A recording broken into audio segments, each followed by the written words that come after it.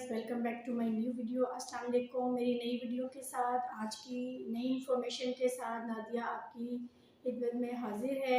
उम्मीद करते हैं कि आप सब लोग अच्छे होंगे, ठीक होंगे, सेहतमंद होंगे, तंदुरुस्त होंगे। और अगर नहीं तो आप कमेंट बॉक्स में बताएं कि आपको क्या मसला है, ताकि आपके मसाइल को दूर किया जा सके, आपको थोड़ी सी रहनुमाई दी जा सके, आपको गाइड किया जा सके कि आप उससे किस तरह से छुटकारा हासिल कर सकते हैं। मैंने अक्सर लोगों को देखा है कि लोग शिकवा करते हैं, जिस तरह सर्दियों में या बुज़ुर्ग हैं वो लोग, या वो लोग जो लॉन्ग टाइम बैठे रहते हैं, वो लोग कहते हैं कि हमारे हाथ पैर सुन्न हो जाते हैं, हमारी कमर में दर्द हो रहा है, हमारे कंधों में दर्द हो रहा है, हमारी टांगों में दर्द हो रहा है। तो इसकी वजह क्या है, आज हम बात करेंगे हाथों पैरों का सुन्न हो जाना या जिस्म का अकड़ जाना, अकड़ाओ, ये क्या चीज़ है।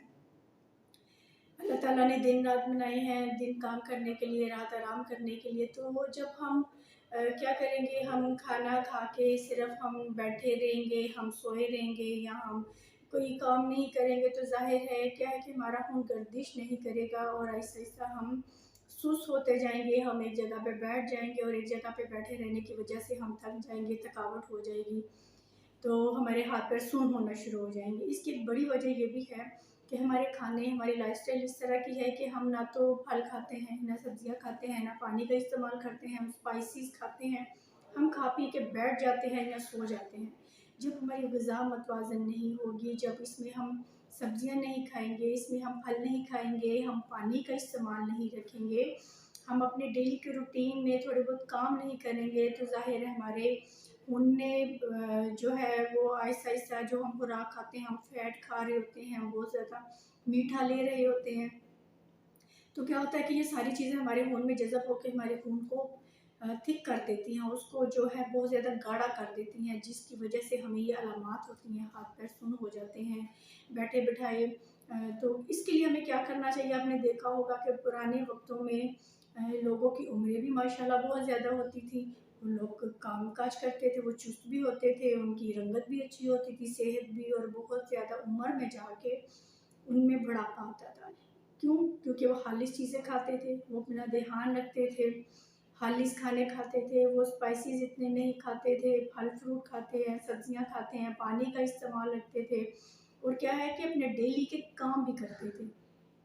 उन घरों में जहाँ पे आप देखें कि बुज़ुर्ग मौजूद हैं, तो वो लोग ना बैठना पसंद करते हैं और ना वो हमें बैठने देते हैं। वो क्या कहते हैं, चलो फिरो, काम करो, वॉक करो, ताकि क्या है कि डेली का जो आप खाते पीते हैं वो आपका खाना हज़म हो। जब खाना हज़म होगा तो ज़ाहिर है फिर अगले टाइम दोबारा आपको भूख लगेगी, आप खाएँगे, अच्छी खुराक खाएँगे, जिससे हमें लगेगी, आप तंदुरुस्त भी रहेंगे, आप यंग भी रहेंगे, डेली के काम भी करेंगे।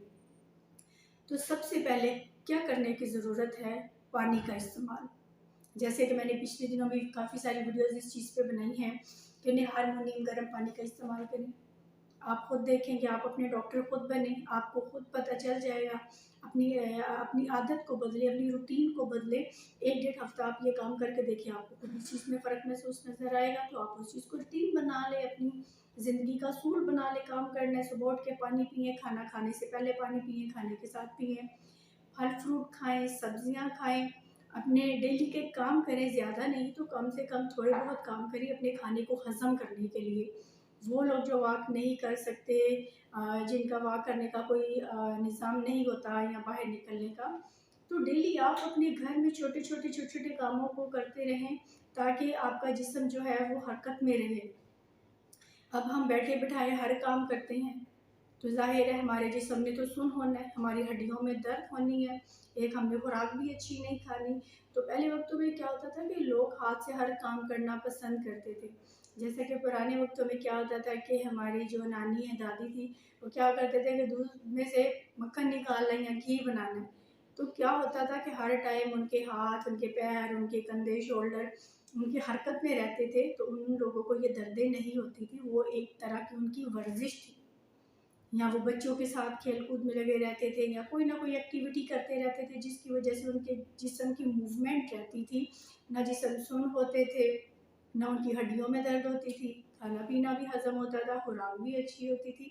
तो आप भी अपनी ज़िंदगी में इन तरीकों को इस्तेमाल करें, आप इन चीज़ों को अपनी ज़िंदगी में लेके आएँ। थोड़े बहुत काम करें, खाना खाने के बाद एक नॉर्मल वॉक करें, ताकि आपका खाना हज़म होता रहे, और पानी ज़रूर इस्तेमाल करें अपनी पानी आपके खाने को हज़म करने में मदद देता है, आपके डिहाइड्रेशन को दूर करता है, आपके खून की साफ़ करता है, आपकी ज़िंदगी में जो फाज़िल गंदे मादे होते हैं जिनकी हमें ज़रूरत नहीं होती, जिस तरह के फ़ैट है, तो इन चीज़ों को हमारे जिस्म से वो निकालने में हमारी मदद करता है। तो अपना बहुत ख्याल रखिए। अगर आपको मेरी वीडियो अच्छी लगी हो तो प्लीज़ इसको लाइक करें, मेरे चैनल नादिया फैमिली व्लॉग को सब्सक्राइब करें, वीडियोस को शेयर करें अपने अजीज़ों कारब तक, ताकि उन तक भी ये बातें पहुँचे। और अगर मेरी वीडियो अच्छी लगी हो, कोई बात इसमें अच्छी लगी हो, तो प्लीज़ कमेंट बॉक्स में ज़रूर बताइए। मिलते हैं अगली वीडियो में नए मौजू के साथ, तब तक अल्लाह हाफ़िज़।